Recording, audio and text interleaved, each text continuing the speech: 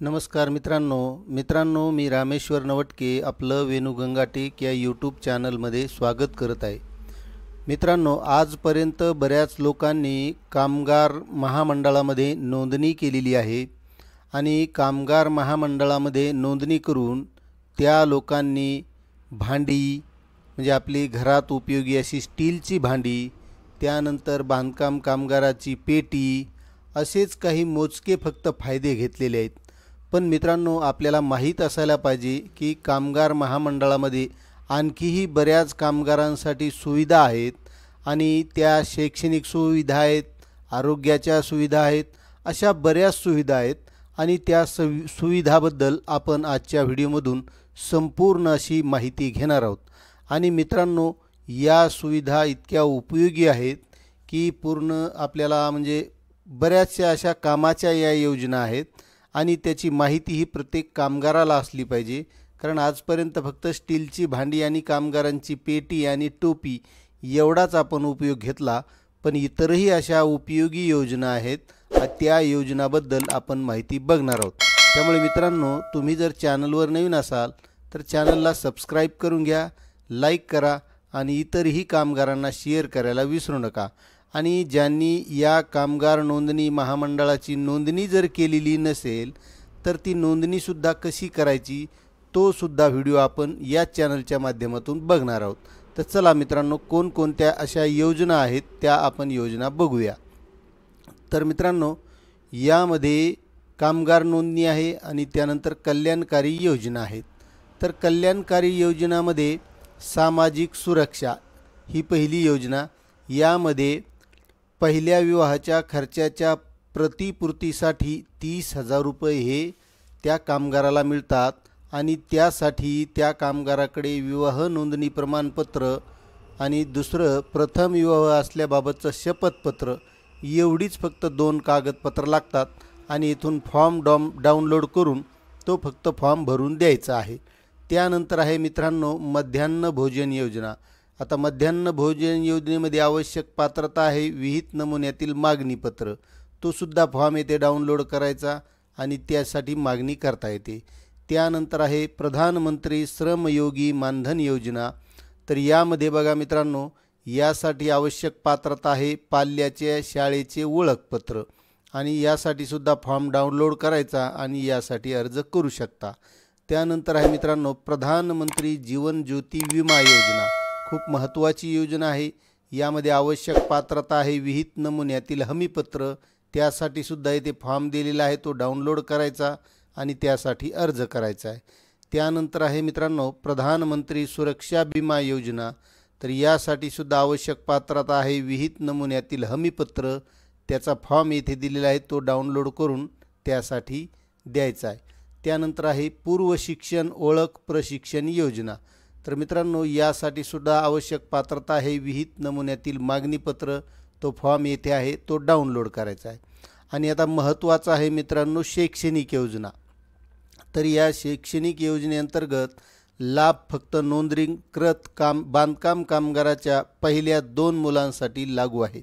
म्हणजे जी पहिली 2 मुलं आहेत, म्हणजे एखाद्या कामगाराला जर 3 मुलं असतील, 4 मुलं असतील तर त्यातली जी 2 मोठी मुलं आहेत त्यांच्यासाठी ही योजना आहे। तर यामध्ये इयत्ता 1 ते 7च्या विद्यार्थ्यांसाठी प्रतिवर्ष 2,500 रुपये हे या योजनेच्या माध्यमातून मिळतात। त्यानंतर इयत्ता 8वी ते 10वीच्या विद्यार्थ्यांसाठी प्रतिवर्ष 5,000 रुपये यामध्ये मिळतात। तर यासाठी किमान 75% अथवा अधिक उपस्थिती आवश्यक आहे, म्हणजे शाळेमध्ये तो विद्यार्थी उपस्थित असला पाहिजे। तर यासाठी आवश्यक पात्रता फक्त 75% हजेरीबाबत आणि शाळेचा दाखला तो लागणार आहे आणि त्यासाठी हा फॉर्म आहे इथे डाउनलोड करायचा आहे। त्यानंतर आहे दुसरी मित्रांनो इयत्ता 10वी व 12वीमध्ये किमान 50% किंवा अधिक गुण प्राप्त झाल्यास 10,000 रुपये या योजनेच्या माध्यमातून कामगाराच्या मुलांना मिळतात। तर यासाठी आवश्यक पात्रता आहे किमान 50% किंवा अधिक गुण प्राप्त झाल्याची गुणपत्रिका म्हणजे मार्कशीट आणि त्यासाठी सुद्धा फॉर्म डाउनलोड करायचा आणि आपल्याला अर्ज करायचा आहे। त्यानंतर आहे मित्रांनो इयत्ता 11वी व 12वीच्या शिक्षणासाठी प्रति शैक्षणिक वर्षी म्हणजे दरवर्षी 10,000 रुपये या माध्यमातून मिळतात। यासाठी 10वी व 11वीची गुणपत्रिका लागते, त्यासाठी येथे फॉर्म डाउनलोड करून अर्ज करू शकता। त्यानंतर आहे मित्रांनो, पदवी अभ्यासक्रमाकरिता प्रतिवर्षी रुपये 20,000 नोंदित कामगारांच्या पत्नीसही लागू आहे।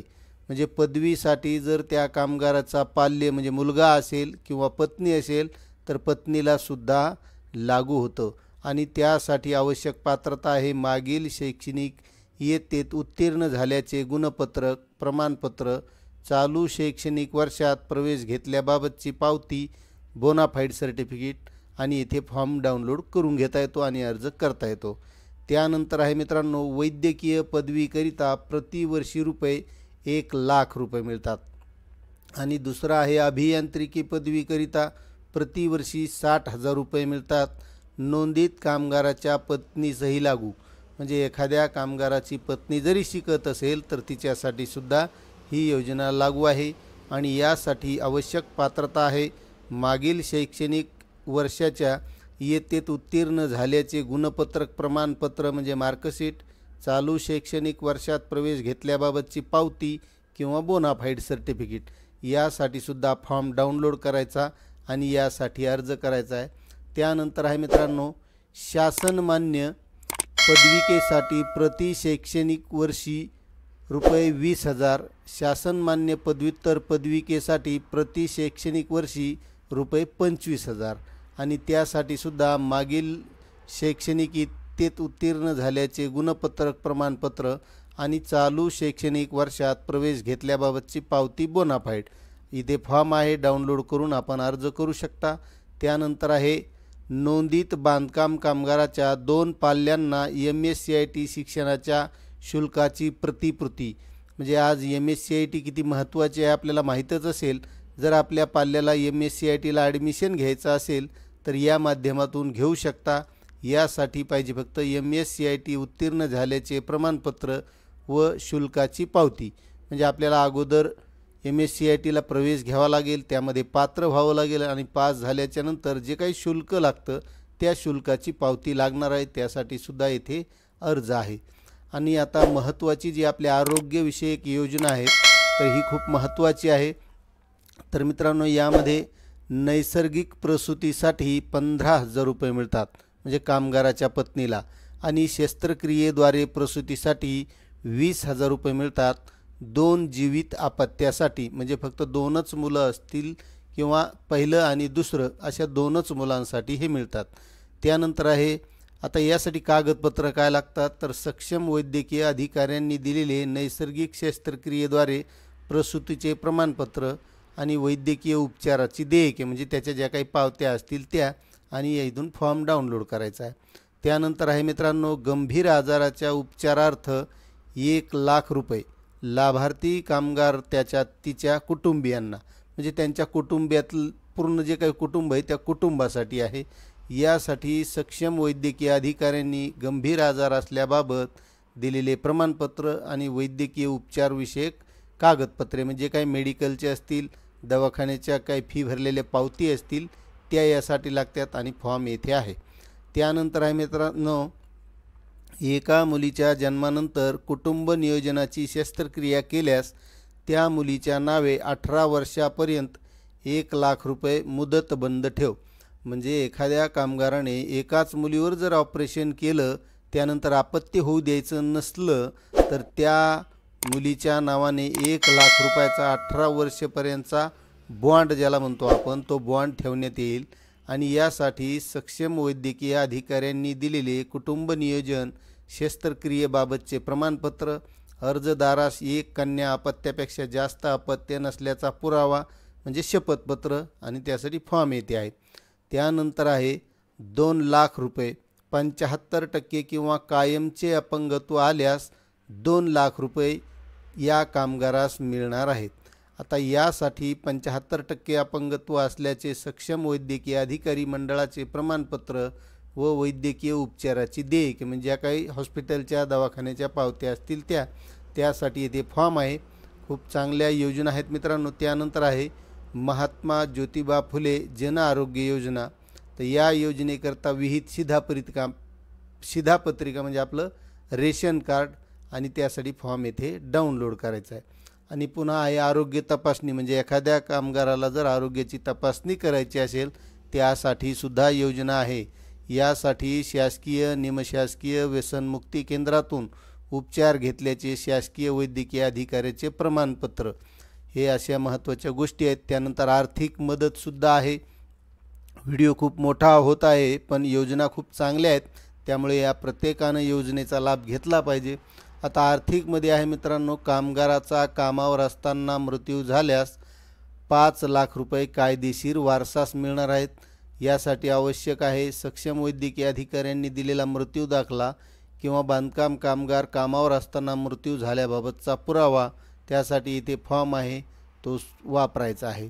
त्यानंतर आहे कामगाराचा नैसर्गिक मृत्यू झाल्यास 2 लाख रुपये त्यांच्या कायदेशीर वारसास मिळतील. त्यासाठी सक्षम वैद्यकीय अधिकाऱ्यांनी दिलेला मृत्यू दाखला. आणि महत्त्वाची गोष्ट म्हणजे मित्रांनो, या योजनांचा लाभ घेण्यासाठी बांधकाम कामगारांनी एकदा नोंदणी केली म्हणजेच प्रत्येक वर्षी हा लाभ मिळेल असं नाही, तर त्या कामगाराला हे कामगार प्रमाणपत्र जे काही त्यांचं रजिस्ट्रेशन नोंदणी क्रमांक आहे तो दरवर्षी रिन्यूअल करावा लागतो, त्याशिवाय हे लाभ मिळणार नाहीत. त्यानंतर आहे अटल बांधकाम कामगार आवास योजना शहरी अर्थसहाय्य, म्हणजे एखाद्या कामगाराला जर शहरात घर बांधायचं असेल तर त्यासाठी 2 लाख रुपये अर्थसहाय्य मिळतं. प्रधानमंत्री आवास योजनेत पात्र असल्याबाबत सक्षम अधिकाऱ्याचे पत्र प्रमाणित यादी. आता हे 2 लाख आहे, एखाद्या वेळेस जे अनुदान जर त्या योजनेत वाढलं तर ते वाढीवसुद्धा मिळू शकतं. त्यानंतर आहे अटल बांधकाम कामगार आवास योजना ग्रामीणसाठी, तर ग्रामीणसाठी सुद्धा 2 लाख रुपयाचं यामध्ये अनुदान आहे. त्यानंतर प्रधानमंत्री आवास योजनेत पात्र असल्याबाबतचे सक्षम अधिकाऱ्याचे पत्र आणि प्रमाणित यादी, असं हे कामगारांना मिळतं. त्यानंतर आहे कामगाराचा मृत्यू झाल्यास अंत्यविधीकरिता 10,000 रुपये. त्या कामगाराचं वय 50 ते 60 या दरम्यान असलं पाहिजे आणि यासाठी सक्षम वैद्यकीय अधिकाऱ्यांनी दिलेला मृत्यू दाखला असणे आवश्यक आहे. त्यानंतर आहे कामगाराचा मृत्यू झाल्यास त्याच्या विधवा पत्नीस अथवा स्त्री कामगाराच्या विधुर पतीस 24,000 रुपये 5 वर्षाकरता मिळतात. मित्रांनो, यासाठी सक्षम वैद्यकीय अधिकाऱ्यांनी दिलेला मृत्यू दाखला असणे आवश्यक आहे आणि त्यासाठी येथे अर्ज दिलेला आहे.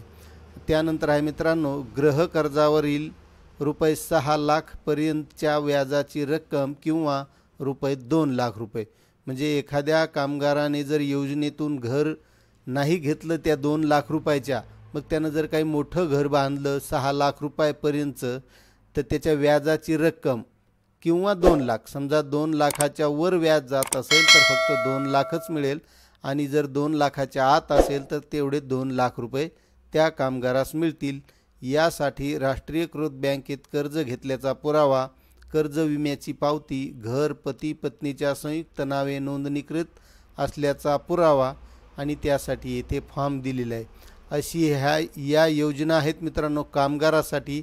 त्यामुळे जर आपण या कामगार योजनेत जर नोंदणी केलेली असेल आणि आपण फक्त त्या भांड्याचा आणि टोपीचा आणि त्या कामगार पेटीचाच उपयोग घेतला असेल तर अशा ह्या भरपूर योजना आहेत. त्यामुळे आपण जर या योजनांचा लाभ घेतला नसेल तर नक्कीच आपण या योजनांचा लाभ घेतला पाहिजे.